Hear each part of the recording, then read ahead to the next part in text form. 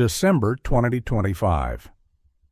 Imagine a nation bursting with untapped potential, yet dismissed by its enemies as soft, decadent, and utterly incapable of fighting a global war. That's exactly how Nazi Germany viewed the United States on the eve of World War II, a colossal miscalculation that would ultimately seal their fate. Hitler and his regime made not just one, but a series of profound errors in judgment about America, errors that stemmed from a dangerous mix of ideological arrogance, cultural ignorance, and sheer strategic blindness. They saw a melting pot of disparate peoples, focused on consumerism and crippled by the Great Depression, rather than the industrial powerhouse and resilient society it truly was. But the depth of their misunderstanding goes far beyond mere underestimation.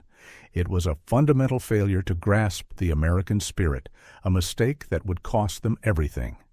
And this wasn't just a minor oversight, it was a catastrophic flaw in their grand design. One of their most glaring blunders was a complete and utter underestimation of American industrial might. Germany, despite its own impressive wartime production, simply couldn't comprehend the scale of America's manufacturing capacity. They believed the U.S. was too busy building cars and refrigerators to switch gears and churn out tanks and battleships. Hitler famously scoffed at America, calling it a decadent plutocracy more interested in luxury than serious warfare. He thought American workers, unlike their disciplined German counterparts, would never sacrifice their lifestyles for a war effort. But what he failed to grasp was that the very infrastructure designed for mass-producing consumer goods, the sprawling factories, the assembly lines, the innovative engineering talent, could be seamlessly repurposed and scaled up for war production at an unimaginable speed. They just couldn't fathom a nation where a single factory could outproduce entire European nations in vital war materials. And that's just the beginning of how wrong they were. The shift was nothing short of miraculous.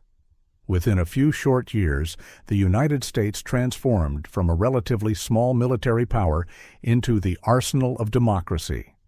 Shipyards that once built pleasure cruisers were suddenly launching Liberty ships every few days. Automotive giants like Ford and General Motors began churning out bombers, tanks, and jeeps at a rate that dwarfed anything the Axis powers could manage. By 1944, America was producing more than twice the war material of Germany, Japan, and Italy combined. This wasn't just about raw numbers. It was a testament to American ingenuity and adaptability, something the rigid Nazi mindset simply couldn't process. They saw a nation of individuals, not a unified force capable of such a monumental collective effort. But their misunderstanding ran even deeper, touching on the very essence of American resolve. Beyond the factories and assembly lines, the Germans profoundly misjudged the American will to fight. Their propaganda often depicted Americans as soft, spoiled, and unwilling to endure the hardships of war. They pointed to America's perceived isolationism and the public's initial reluctance to enter the conflict as signs of weakness, a lack of martial spirit compared to the superior Aryan race. Nazi ideologues couldn't reconcile the diversity of American society, a melting pot of immigrants from every corner of the globe, with the concept of a unified fighting force. They truly believed that such a nation would crumble under pressure, that its internal divisions would prevent it from standing strong against a formidable adversary like the Wehrmacht. But this wasn't just a cultural blind spot. It was a catastrophic failure to understand the fundamental tenets of American identity. What they dismissed as weakness was actually a deep-seated pragmatism and a fierce defense of liberty. When attacked at Pearl Harbor, America didn't buckle. It galvanized. The diverse population, far from being a liability, became a source of strength, each group united by a shared commitment to freedom and a desire to defend their new home. Soldiers from different backgrounds fought side by side, proving the Nazi racial theories to be utter nonsense in the crucible of combat. The initial isolationism wasn't cowardice, but a strategic desire to avoid foreign entanglements, a position that quickly vanished once American security was directly threatened. They learned very quickly that while Americans might seem laid back, their determination once provoked was absolute and unyielding. And this determination would soon manifest in a way the Germans never anticipated. Another critical error was their complete underestimation of America's military potential and strategic capabilities. Before the war, the U.S. Army was relatively small, ranked 17th in the world, smaller than Portugal's. German military intelligence, fixated on European powers, largely dismissed it. They couldn't envision how quickly a nation with limited standing forces could raise, train, and equip an army of millions, or how it could project power across two vast oceans simultaneously. They scoffed at the cowboy image of American soldiers, believing them to lack the discipline and strategic prowess of their own seasoned veterans. This oversight extended to naval power, too. While they recognized the British Royal Navy as a formidable foe, they failed to truly grasp the rapid expansion of the U.S. Navy, especially its revolutionary aircraft carrier fleets. But their blind spot wasn't just about raw numbers. It was about the very nature of American innovation.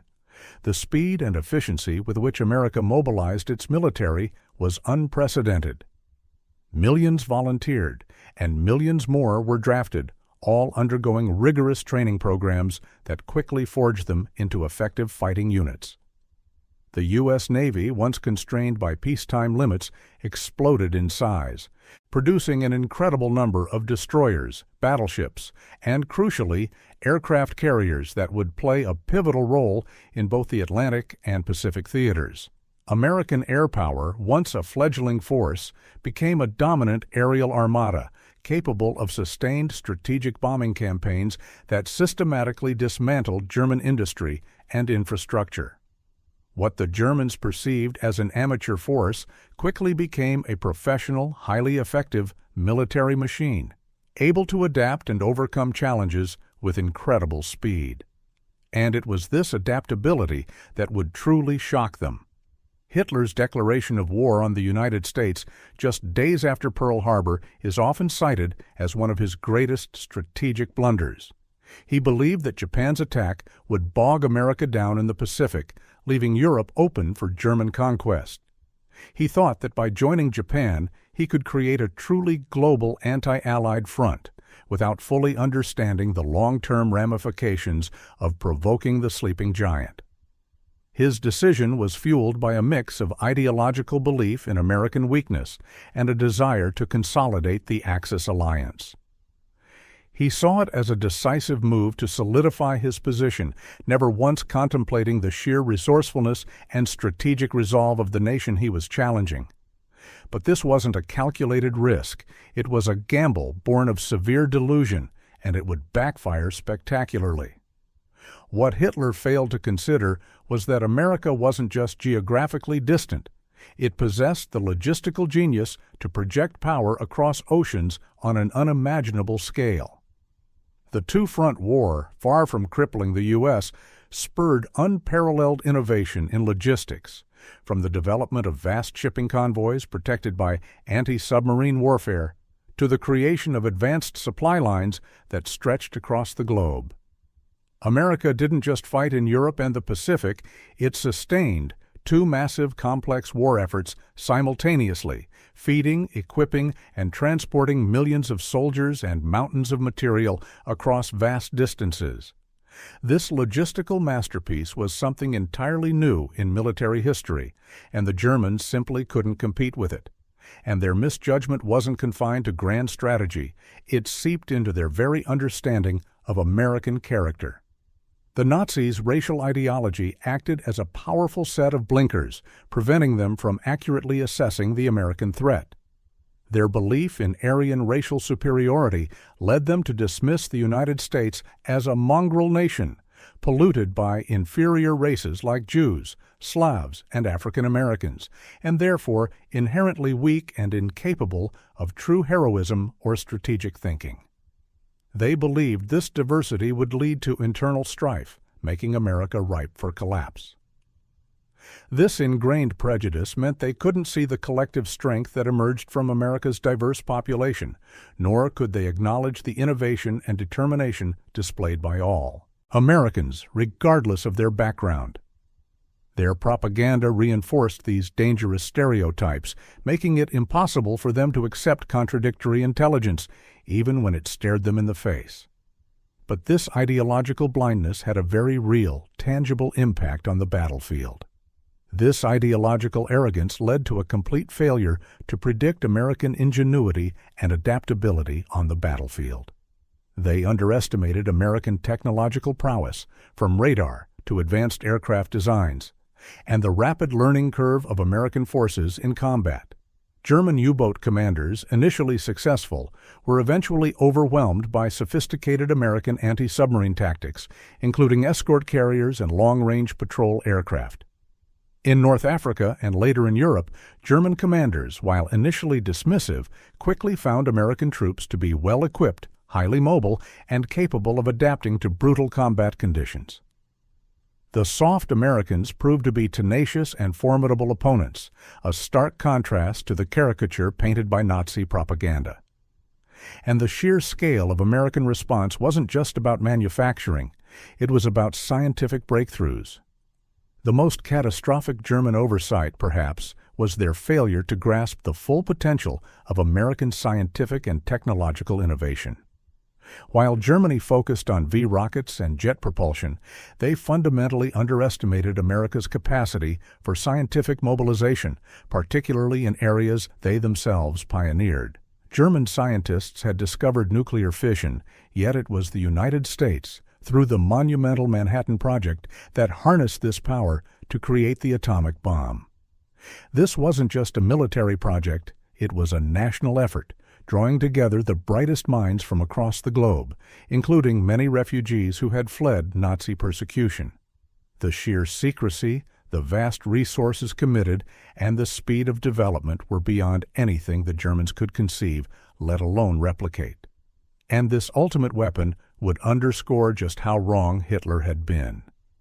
When the dust settled, the magnitude of Hitler's misjudgment became agonizingly clear. He dismissed America as an afterthought, believing it would be too slow, too divided, and too soft to make a difference. Instead, America became the decisive factor, a powerhouse of industrial output, military might, and unwavering resolve that proved instrumental in defeating both Nazi Germany and Imperial Japan. The Germans saw a fragmented society but found a unified nation. They saw a consumer culture but discovered an unstoppable arsenal. They saw softness but encountered a steel-hard determination. The biggest mistake Hitler made about America in World War II wasn't just a tactical error. It was a fundamental misreading of an entire culture, a nation whose perceived weaknesses were, in reality, its greatest strengths. And the ripple effect of that catastrophic misjudgment continues to shape our world even today.